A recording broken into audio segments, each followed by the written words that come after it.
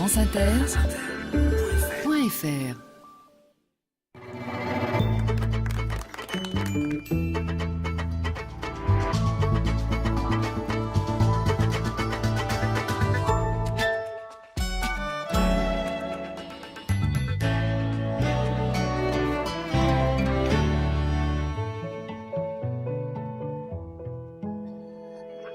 Carnet de campagne, bonjour, bienvenue dans cette nouvelle année, bienvenue surtout au centre des nouvelles positives qui proviennent des régions et des pays loin de la perpétuelle agitation anxieuse des promesses, des attentes et des illusions perdues. Je vais pas m'y étendre, parfois, pas toujours d'ailleurs, évitons de généraliser et donnons-nous des raisons d'espérer et d'agir pour améliorer nos vies. Cette année s'ouvre sur le département des Deux-Sèvres, enchâssé dans la Nouvelle-Aquitaine, grande région pour ce département discret, rural et encore agricole, partagé entre ses espaces de bocage au nord et une moitié sud dominée par Niort et son agglomération de 150 000 habitants, soit presque la moitié de la population totale.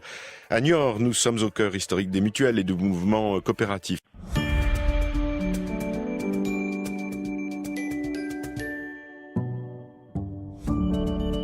Nous avons reçu beaucoup de courriers très enthousiastes en provenance des Deux-Sèvres. Je retiens pour ce jour le courrier de Marjolaine qui nous demande de prendre en compte le travail d'une petite entreprise qui prône valeurs humaines et environnementales. Elle s'appelle Canopy, K-A-N-O-P-Y, en référence évidemment à la canopée. Canopy est la réunion d'abord de deux jeunes passionnés par l'habitat écologique, Gwen et Joachim, un technicien bois et construction et un charpentier.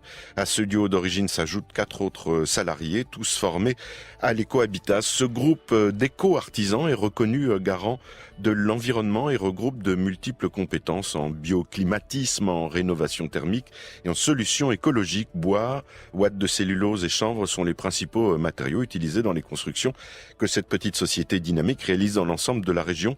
Installée depuis sa création en 2010 en rase campagne, comme le spécifient nos confrères de la Nouvelle République, Canopy poursuit une démarche verte et citoyenne. Le site c'est canopy.fr, adresse vous y retrouvez dans nos pages d'émission franceinter.fr et à notre page Facebook.